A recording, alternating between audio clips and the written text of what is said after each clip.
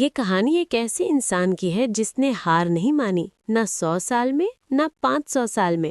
بہت پرانے زمانے کی بات ہے، ایسے زمانے کی جب انسان ابھی نیا نیا زمین پر آباد ہوا تھا۔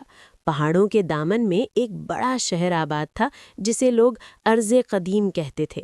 یہ شہر دیکھنے میں بہت خوبصورت تھا، سبز باغات، بہتے چشمے، پتھروں کے مضبوط گھر، بازاروں میں رونق، گھروں میں ہنسی۔ لیکن اندر سے یہ شہر کھوکھلا تھا۔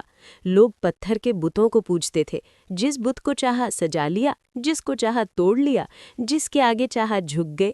سب سے بڑا بت ود کہلاتا تھا، لمبا سیاہ پتھر کا۔ اس کے آگے ہر صبح دھواں اٹھتا، پھول چڑھتے اور لوگ گڑ گڑاتے رہتے۔ اس شہر میں ایک گھر تھا، عام سا، مٹی کی دیواروں والا۔ اس گھر میں ایک آدمی رہتا تھا جس کا نام تھا نوح۔ نوح کی عمر ابھی 40 سال کے قریب تھی۔ لمبا قد، گندمی رنگ، آنکھوں میں عجیب سی گہرائی، جیسے کوئی دور تک دیکھتا ہو جبکہ سامنے صرف دیوار ہو۔ ایک صبح نوح گھر سے نکلے تو دیکھا کہ پڑوسی احمد اپنے بچوں کو لے کر ود کے بت کی طرف جا رہا ہے۔ احمد بھائی کہاں؟ نوح نے پوچھا۔ ود کے پاس، آج بیٹے کی بیماری کے لیے دعا مانگنی ہے۔ نوح کا دل بھاری ہو گیا۔ بھائی، وہ پتھر ہے، تم نے خود اسے بنایا ہے، وہ تمہاری دعا کیسے سنے گا؟ احمد رک گیا، اس کے چہرے پر ناگواری آئی۔ نوح، یہ باتیں مت کرو، یہ ہمارے بزرگوں کا طریقہ ہے۔ لیکن بزرگوں کا طریقہ غلط بھی ہو سکتا ہے۔ بس کرو، احمد نے تیز آواز میں کہا اور بچوں کو کھینچ کر آگے گڑ گیا۔ نوح دیر تک وہیں کھڑے رہے۔ اسی رات کی بات ہے، نوح اپنی چھت پر لیٹے تاروں کو دیکھ رہے تھے۔ ہوا چل رہی تھی، پتے سرسرا رہے تھے، اور پھر ایک آواز آئی، ایسی آواز جو کانوں سے نہیں دل سے سنی جاتی ہے۔ اللہ نے نوح کو نبوت عطا کی، انہیں حکم ملا، اپنی قوم کو بتاؤ کہ ایک اللہ ہے، وہی رب ہے، وہی سنتا ہے، وہی دیتا ہے، بتوں میں کچھ نہیں۔ نوح کی آنکھوں میں آنسو آ گئے۔ یہ ذمہ داری بہت بڑی تھی۔ انہیں پتا تھا لوگ نہیں مانیں گے، لیکن اللہ کا حکم تھا اور وہ حکم سے روگردانی نہیں کر سکتے تھے۔ اگلی صبح انہوں نے شہر کے چوک میں آواز لگائی، لوگو سنو، میں تمہارے لیے آیا ہوں ایک پیغام لے کر۔ لوگ رکے، کچھ نے کان لگائے۔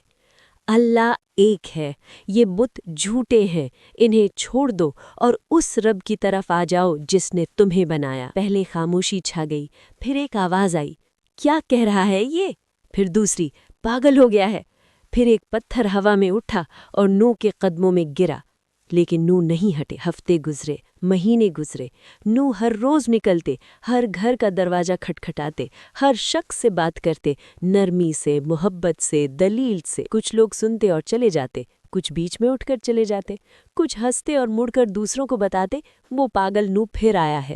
شہر کے سردار جو امیر اور طاقتور لوگ تھے، وہ سب سے زیادہ ناراض تھے۔ نوح، سردار کامل نے ایک دن للکارا، تم کیا سمجھتے ہو خود کو؟ تم ہم سے بہتر ہو؟ تم نے کیا علم حاصل کیا ہے؟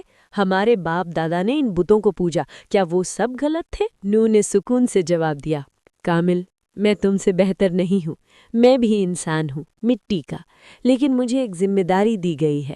اللہ نے مجھے بھیجا ہے تمہاری طرف، میں اگر خاموش رہوں تو میں گناہگار ہوں گا۔ کامل نے ہنسی اڑائی، اللہ نے بھیجا ہے، اگر اللہ کو ہم سے بات کرنی ہوتی تو وہ فرشتہ نہ بھیجتا، ایک عام انسان کیوں بھیجتا؟ نوح نے نظریں اٹھائی، کیونکہ تم انسان ہو اور تمہیں انسان ہی سمجھا سکتا ہے۔ فرشتے کو دیکھ کر تم ڈر جاتے، سمجھتے نہیں۔ اس دن واپسی پر نوح تھکے ہوئے گھر پہنچے۔ ان کی بیوی ایک خاموش سخت عورت تھی جو دروازے پر کھڑی تھی۔ آج کتنے مانے؟ اس نے طنز سے پوچھا۔ نوح نے جواب نہ دیا۔ کوئی نہیں نا، کل بھی کوئی نہیں مانے گا، یہ سب بیکار ہے نوح، چھوڑو یہ کام۔ نوح اندر چلے گئے۔ چارپائی پر بیٹھ کر انہوں نے ہاتھ اٹھائے اور دعا مانگی، اے رب، میں تھکا نہیں ہوں، بس ذرا تھکا ہوں، مجھے قوت دے۔ اگلی ایپیسوڈ میں کنعان کیا کرتا ہے اور نوح کی بیوی کون سا راز چھپاتی ہے جو نوح کو نہیں پتا؟ دیکھیں اگلے ایپیسوڈ میں، میرا بیٹا میرا دشمن۔